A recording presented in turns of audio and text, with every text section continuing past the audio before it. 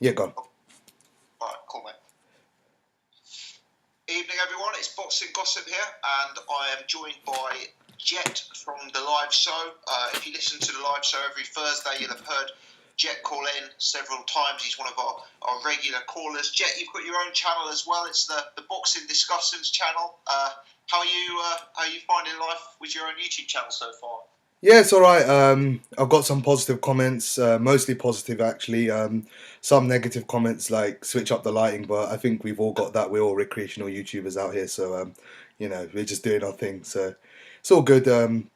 Of course, a big thanks to you. You always you've pushed me to do this, so it's always good to have someone supporting you. So yeah, thanks for that. No, absolutely, mate. It's been good to have some dialogue back and forth on the live show, and I'm pleased to see you doing your own thing. And to anyone watching this video who's one of my subscribers, give the Boxing Discussions channel a look. Hit the subscribe button over there, and let's build some momentum on that channel as well. Definitely. Busy times in boxing at the minute. What were your thoughts on the big fight of the weekend, mate? Frampton v. Quigg. To be fair, I'm not surprised how it turned out. I did say it goes late, Frampton will win the fight, but I'm not actually sure. I mean, Quigg steps on the gas a couple of rounds earlier. That's Quigg's fight to lose. I mean, Frampton was hurt by the body shots. I done it in a video. I covered it yesterday, I think it was, and he didn't like it to the body. I think he could have been weight drained, not as bad as he was possibly against Gonzalez, but I think that was the Texas heat more than anything. But definitely, I think that's the toughest fight. Apart from Rigo, that's the toughest fight out there. Quigg and Frampton, second best in the division. I know he has two mandatories now, one against Shingo Wake for the IBF belt, one against Guillermo Rigondeaux, who's fighting Jazza Diggins in 2 weeks on the Derry Matthews Flanagan undercard, is it? And Rigo's actually called out Santa Cruz today, if you haven't heard. He said he would move up in weight, and he said Kiko Martinez was too small for featherweight. He would go up and he would beat Santa Cruz. What do you think about that? Mate, Rigo's just desperate for a fight, isn't he? I mean, the fact he's over here in the UK fighting on a Derry Matthews undercard tells you everything you need to know, which is that the guy is desperate for a fight. He's in his, I think he's 35 years old. Yeah. He's coming, clearly smaller guys, they peak earlier than bigger guys. I know Rigo's not had a lot of professional fights, but let's say how it is. He's coming to the end of his career as a professional. He's not going to be the force he is today in 3 years' time. It's just not going to happen. So he's probably looking for big fights right here, right now. Santa Cruz is a very, very obvious fight for him. And clearly any of these fights, Quigg, Frampton, Santa Cruz, they're going to be the fights that he's after. Obviously, we saw a lot of action in and around that weight class this weekend with Quigg, Frampton, Santa Cruz all active. Out of the four of them, just out of interest, Quigg, Frampton, Rigondeaux, Santa Cruz, how do you, I know they're slightly different weight classes, but how would you rate them 1 to 4? That's tough. I'd say I'd go with Rigo first, of course.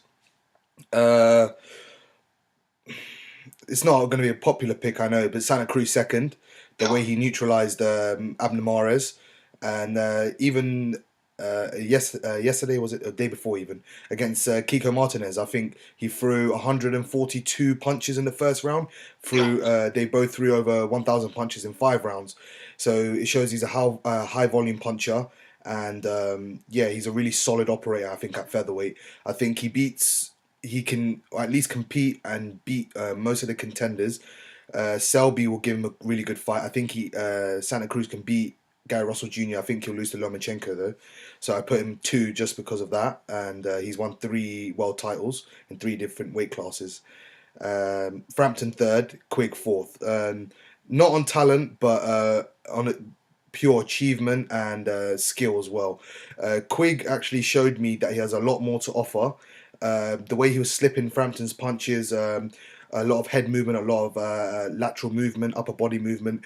He made Frampton look a bit silly at times there. So, Quigg could go on and do some really good things at featherweight. I wouldn't say at super bantamweight. I think unless Frampton has been talking about today, actually moving up in weight to face Santa Cruz. Same with Rigo, so he could take 2 free belts there if they become vacant. And yeah, I don't put him there out of spite or anything, or not that I think he's a good fighter, or even Frampton. I just think those the two above him are far superior in terms of achievement and overall skill. How do you see it out of the four? Yeah, do you know what? In terms of the rankings, I can't disagree. I think it's real tight though. Do you know what? If any of those four fighters fought one of the other four, I wouldn't pick a definite winner in either fight. Because, to be honest, Frampton beat Quigg, he beat him fair and square, he deserved to win. Yeah. But, for my money, Quigg could very, very easily turn that fight around in a potential rematch. Quigg, for me, showed he had the tools to be very, very effective against Carl Frampton and to hurt Carl Frampton, but he got it tactically wrong. I think Quigg is becoming an underrated fighter off the back of that loss. For me, it was a very poor tactical performance, but Quigg showed a lot of promise in the fight. Santa Cruz, he's a very underrated fighter for me. He gets a lot of stick because of the opponents he's fought, and that is probably fair enough, but that shouldn't mean we ignore his achievements, and it shouldn't mean we ignore his skill sets. And the size of the guy, the way he uses his size, and the punching output he has is crazy. It's absolutely crazy. I mean, in the Santa Cruz Rigondeaux fight, I'm guessing 99% of people pick Rigondeaux, and I'm not saying that I'm picking Santa Cruz to beat Rigondeaux. I need to have a long think about it. But what I would say, Rigondeaux is a small, aging technician who gets by on low volume, high quality, whereas Santa Cruz is a young, powerful, hugely high output bully. And I'm not sure whether Rigo and his quality would necessarily be enough against a much bigger, rangier guy who's going to throw that many punches each round. Yeah, I agree with you. Actually, to be fair, I think the sheer busy style and aggression could win the fight for Santa Cruz. Not that again, as you just pointed out, I wouldn't pick Santa Cruz over him at this point. I think definitely I would have to have a long, hard think about it. But yeah, definitely that busy style is a nightmare for technicians at times. We saw how in the first Maidana Floyd Mayweather fight, sorry. Mayweather was under all sorts of pressure, and Maidana just pressured him to the hills, and he just didn't like it. And some people even scored it a draw. So that busy style does work in favor of the judges one and the fans too. So yeah, I definitely agree with your point of view there. Definitely, man. Yeah, and Rigondeaux, I know he's a defensive wizard and stuff, but it's not impossible to hurt him. I mean, I know the guy he fought, Amagasa. Yeah. He's fighting Josh Warrington next. Yeah. But I know that guy was a much bigger man, but as much as he was a bigger man, so is Leo Santa Cruz. So is Scott Quigg.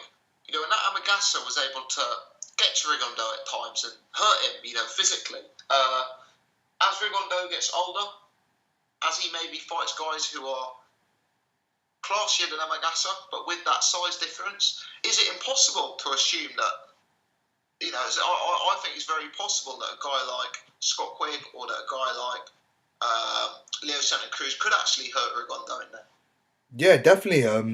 I find it interesting also that Rigo's calling out Santa Cruz. He's been doing it for a while, to be fair, but he hasn't spoken about Lomachenko since the talks have broken down with Top Rank.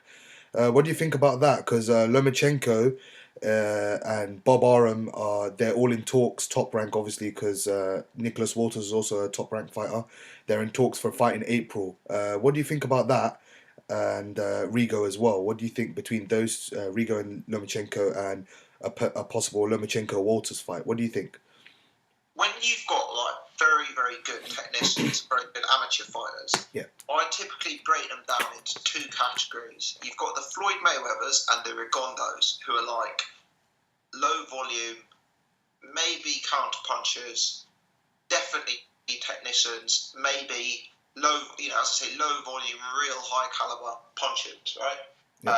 And when I say punches, I mean in terms of picking the right punch, not in terms of power necessarily.